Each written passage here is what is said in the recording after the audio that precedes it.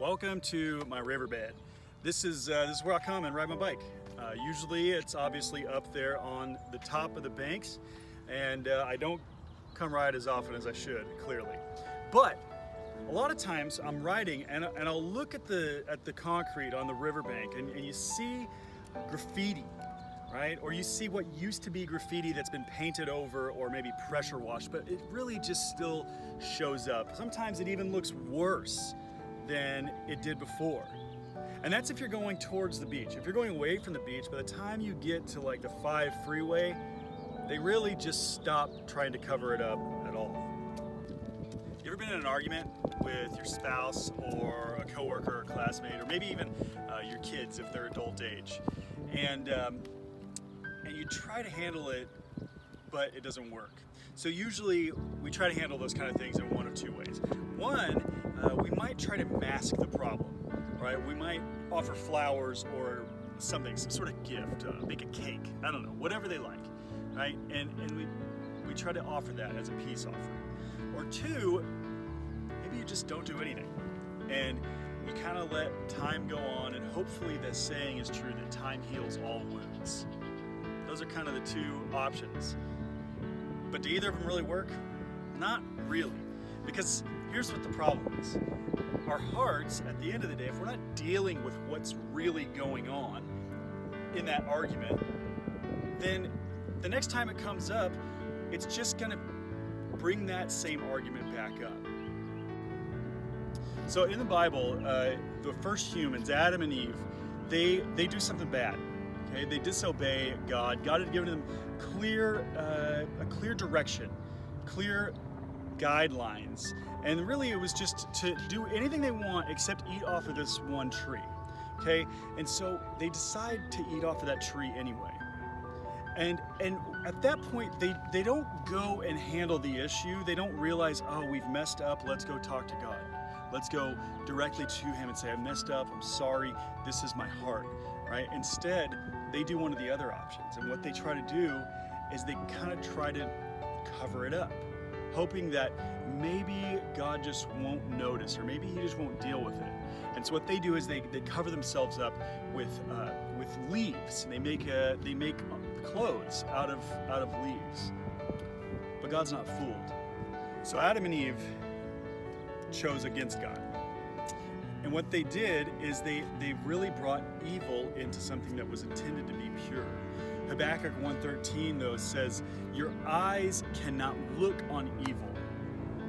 You will not tolerate any wrongdoing.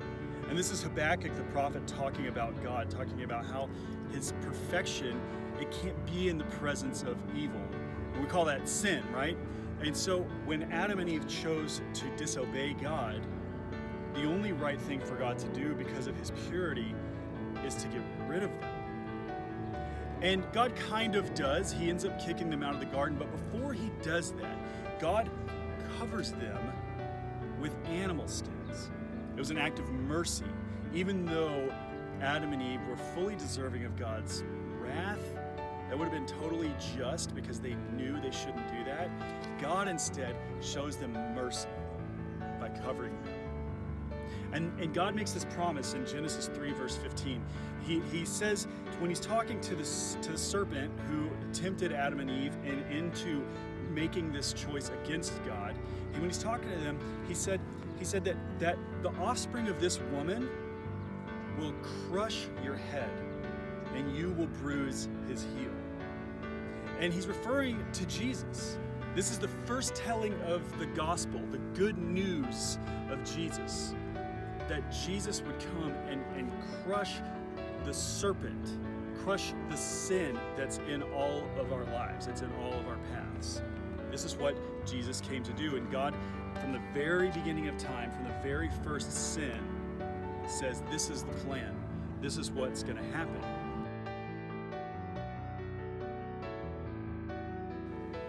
Second Corinthians 5:21 says, for our sake, He made Him to be sin who knew no sin, so that we might become the righteousness of God. That verse makes me think of a story in the Bible about David, King David and Bathsheba. There was some issues with King David that that were kind of a mess, and even for modern day leaders. And I feel like our expectations are somewhat low for modern day leaders, that King David did something deplorable. So as king, he had all the power in the world, really. And one night he was up on his rooftop, and he looked out. And when he looked out, what he saw was a beautiful woman named Bathsheba. And you know what he did is he just said, I want that. I want her. And so he sent his men to get her. Well, the messed up part, I mean, in addition to that's messed up, but the really messed up part is that Bathsheba was like his friend's wife. So David gets Bathsheba and just makes a huge mistake. He ends up sleeping with Bathsheba that night. She gets pregnant, and David starts to realize what he's done. He's messed up, like big time, okay? One of his best friends, Uriah the Hittite, this was his wife, and David got her pregnant. So David goes into cover-up mode, right? He calls Uriah in from the battlefield that David put him in. He calls him in from the battlefield and says, hey, why don't you go be with your wife tonight? Take a break, right? He's trying to convince Uriah to go sleep with his wife so that Uriah will think that the baby she's pregnant with is Uriah's. And Uriah, a man full of integrity, says, no. My men, my friends are out there in the battlefield. How could I take a break while they're out there in the battlefield? And so Uriah sleeps on David's doorstep that night, like a man full of integrity, knowing that he has a job to do out there. So David sends him back into the battlefield, but he ends up sending him into the battlefield and sends a message to the rest of the folks the rest of the people in the army to go into battle, letting Uriah lead the way, and then for everybody to shrink back while Uriah is out front, in essence, murdering Uriah to cover up that massive mistake David made. Okay, this is the greatest, this David, right? A man after God's own heart. This is his solution. This is his solution to covering up sin, to covering up a major problem. And the thing I think about is like, man, if that's David, somebody that's like a man after God's own heart, I wouldn't even call myself a man after God's own heart. I mean, I try, but the reality is I mess up all the time. And if that was David's solution, and that's the best he had, dude, I'm in trouble, right? Like all of us are in trouble. This is God's chosen king, and that's his solution. This is a problem. And God knew that there was this problem, that we were all going to try to do the same thing. We were all going to try to cover ourselves with fig leaves, if you will, or that we were going to try to find ways out of taking blame and owning up to our actual sin, just like David. So when I think about this riverbed and I think about all the graffiti, man, it's like I know how stained my actual heart is. And I know that I can't actually completely start over. I can't actually completely fix that problem. So I try to cover it up. I try to paint over it. I'll try to pressure wash it away, but you can still see it. It's like a constant reminder of what I've done. See, when it says that he became sin who knew no sin, so that we might become his righteousness, Jesus didn't just pay for our sins. He became the problem. He became the problem. So that when he would die, the problem wouldn't be there anymore, but we would live in freedom. We would become God's righteousness. So in that story of David, there's this weird thing that happens that he just kind of keeps on living. Like after all that, like he just keeps on living. After all this drama with Bathsheba and Uriah. But how does he do that? Like, it's like he's free, right? He's no longer living with the weight of that. But that's what it means that Jesus became sin so that we might become righteousness, that we might be free. So listen, we don't any longer have to try to cover up what's wrong.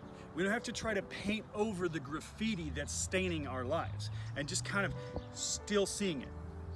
No, it's been completely paid for and completely covered, that we might be his righteousness.